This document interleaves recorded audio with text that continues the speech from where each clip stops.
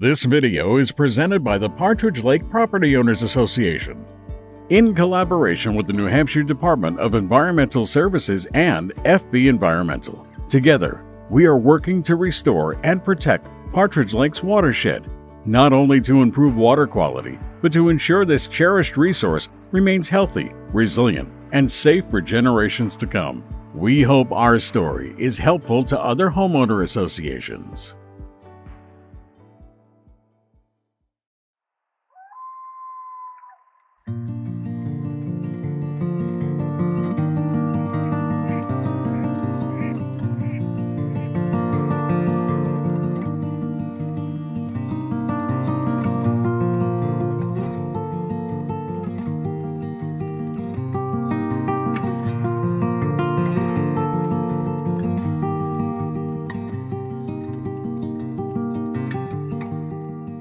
When New Hampshire was first settled in the 1600s, the land was heavily forested. As communities grew, much of this land was clear-cut for timber and converted to farmland. These changes dramatically altered the landscape and the watershed. Over time, rain and runoff carried phosphorus from soils disturbed by human activity into streams and lakes, where it accumulated bottom sediments. In recent decades, continued development, aging infrastructure, and a changing climate have intensified the problem, creating the ideal conditions for harmful Cyano Bacteria blooms in lakes and other water bodies across the region. Cyano Bacteria, often called blue-green algae, are naturally occurring organisms found in fresh water. But when excess nutrients like phosphorus accumulate in the water, these bacteria can grow out of control, forming harmful algal blooms. The life cycle of cyanobacteria is influenced by sunlight, temperature, and nutrient availability. During warm summer months, they reproduce rapidly, especially in still, nutrient-rich water. Blooms may appear as green scum, mats, or paint-like streaks on the lake's surface. As the bloom dies off, decaying cyanobacteria deplete oxygen in the water and release toxins that can harm people, pets, and aquatic life. These recurring cycles not only damage the lake's ecosystem, but also reduce its recreational and economic value. The Partridge Lake Property Owners Association has played a vital role in addressing these challenges. Through regular water testing, we track the lake's health. Volunteers organize cleanup days and actively reduce non-point source pollution from entering the watershed. We've developed 2 comprehensive watershed-based plans to guide restoration and pollution prevention efforts. Residents are also adopting best management practices, both structural, like rain gardens and erosion controls, and non-structural best management practices, such as managing fertilizer use and responsible lawn care. Septic system maintenance is a critical component, helping prevent nutrient leakage into the water. Funding for these efforts comes from state and federal grants and loans, as well as the generous support of our Water Quality Fund.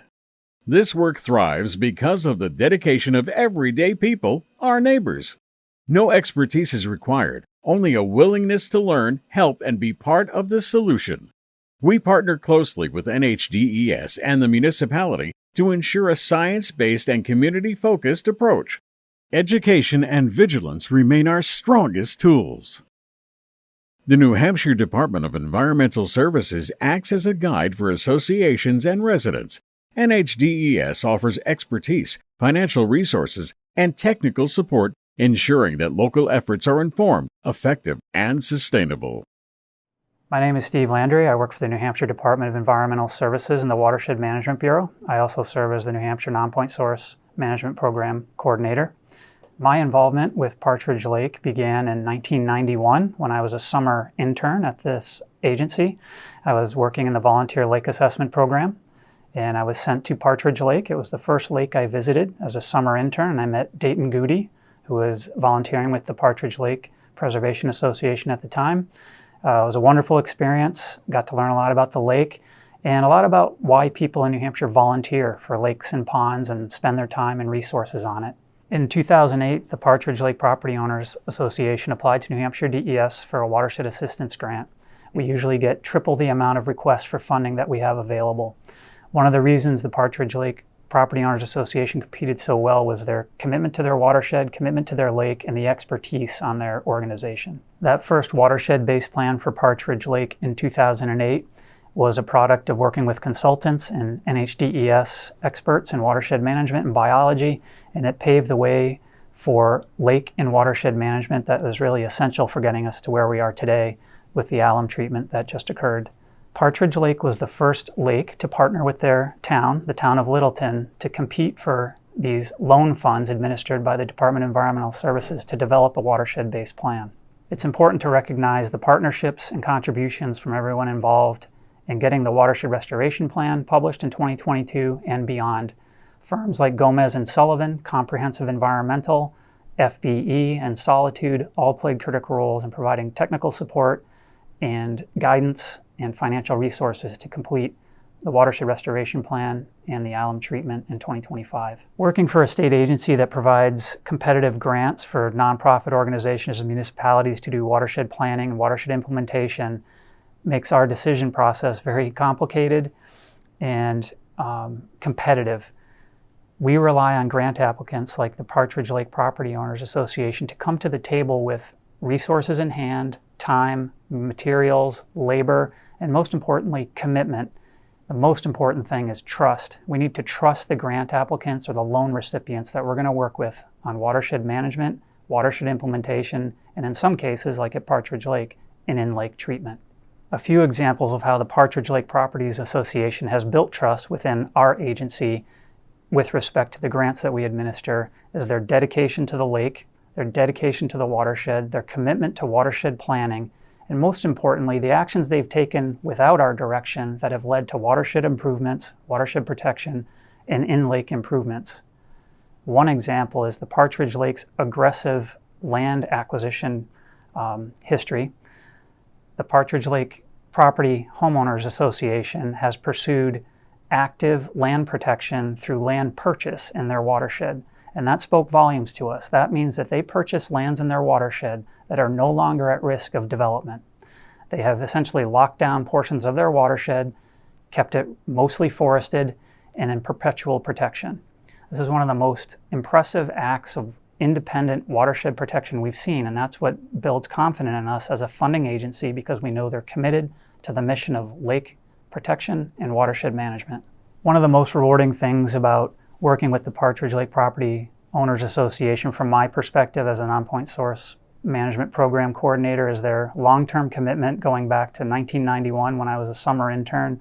30 some odd years later, we see the lake receiving a much needed alum treatment. That was a recommendation in their watershed restoration plan, which further underscores the need for watershed planning in New Hampshire. And the Lake Association is now kind of the vanguard of what you need to do. Long-term monitoring through our volunteer lake assessment program, which they started back in 1989. Here we are in 2025 receiving an alum treatment because it's a recommendation in their watershed restoration plan.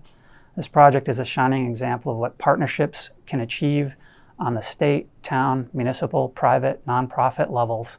And it's so rewarding to be able to work from the New Hampshire DES perspective in a non-regulatory, resource-heavy, technical service provider role. And can't be happier for the lake, the association, and generations to come at Partridge Lake. So my name is Amy Smagula, and I'm a freshwater biologist here at the Department of Environmental Services.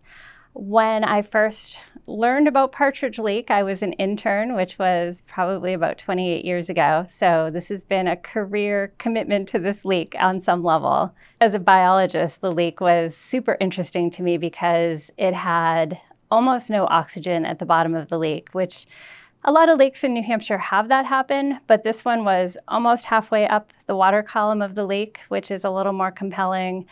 And it had some, I guess the technical term would be funky algae growing in it, aphanizomenon, which is one, as a biologist, that I don't see that much. And it tells me that a lake is impacted to some degree by a high level of nutrients. So that factor really drew me into the lake science of it, along with the people around the lake who cared so much about it. As we went through the diagnostic study for Partridge, we did identify that there were nutrients coming in from different parts of the watershed and that there were a lot of nutrients that were staying in the lake. And the lake bottom was actually contributing a lot of that phosphorus up into the water column. And that's a problem for lakes, because while you can do some things to mitigate what's coming in from the watershed, that internal source of phosphorus is really hard to manage, and it was directly feeding the Cyano Bacteria blooms in the lake. So we had to find a way to tackle all of that so that we could bring or rehabilitate Partridge Lake for the future. This is something that doesn't happen every day. And in my career, this is only the fourth that has happened in 28 years, more than 28 years. So it has to be the right lake at the right time to make this happen. The treatment went smoothly. I was on site for the entire treatment, monitoring right behind the barge when they were putting the chemical in, and doing early morning and late afternoon sampling to make sure that everything went smoothly, that aquatic life was safe, public health was safe, and that water chemistry was where it should be. And I'm happy to say that a week after the treatment was completed, we've actually already seen about 1 meter increase in clarity in the lake. And we actually were able to see the reduction in plankton in the water column as a result of the treatment.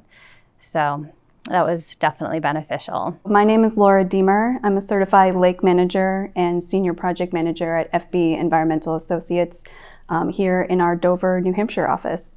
For the last year and a half, I've been working with the Partridge Lake Property Owners Association on this project. They hired me as a certified lake manager to assess the viability and candidacy of Partridge Lake to complete an alum treatment, which we successfully did this spring.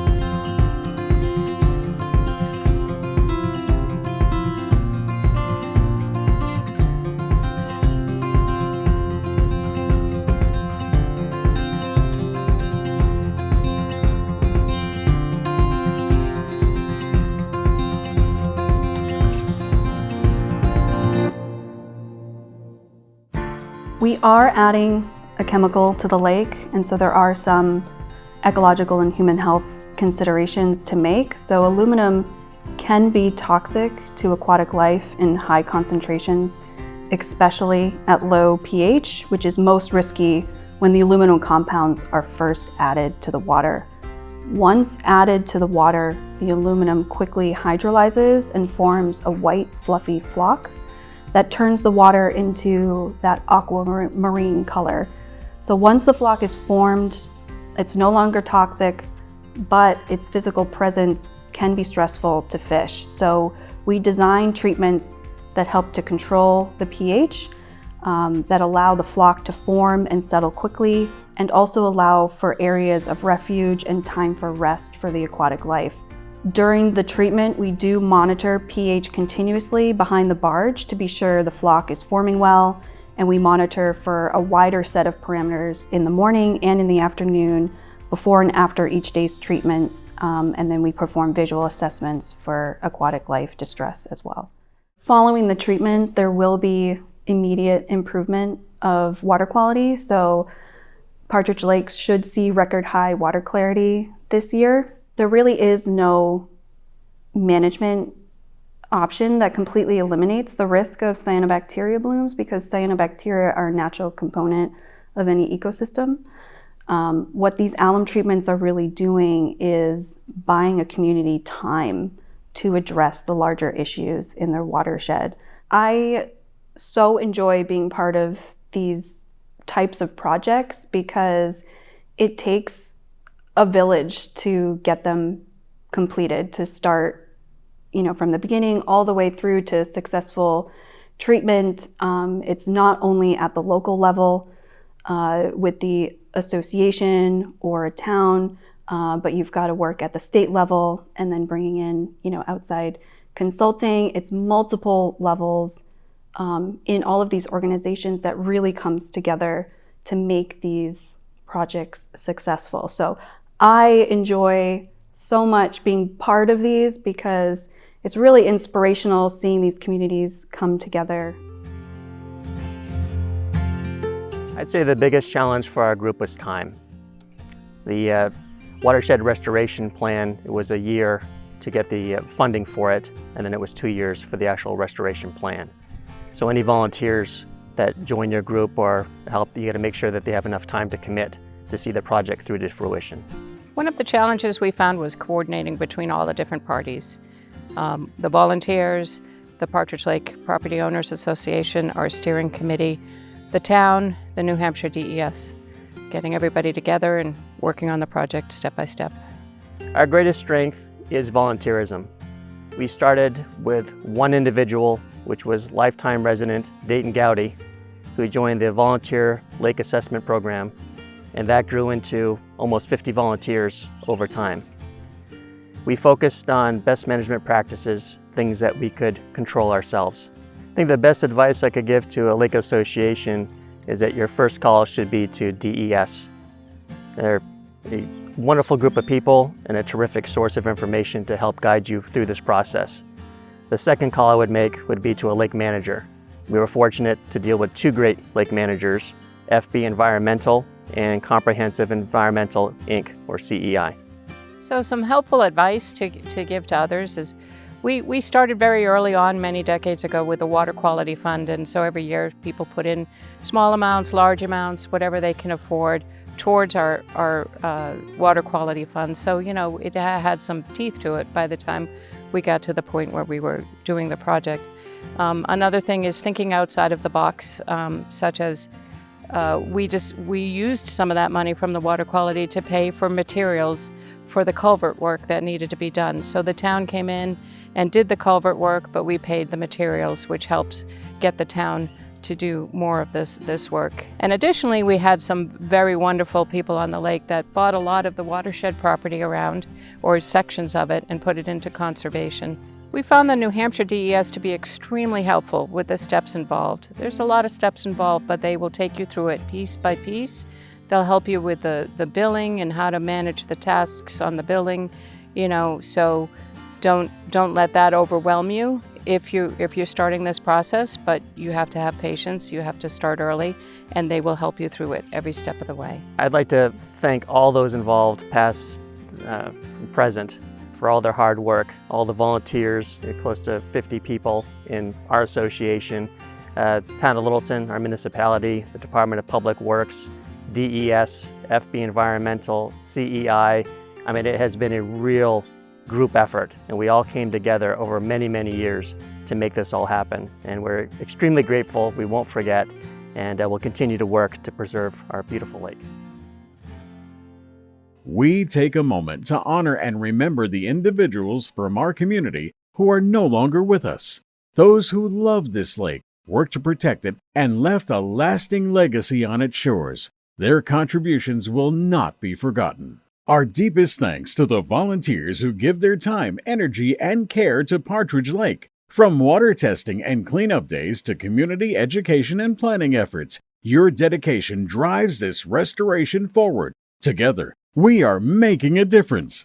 With continued collaboration, education, and stewardship, we can ensure that Partridge Lake remains a place of beauty, balance, and belonging for generations to come.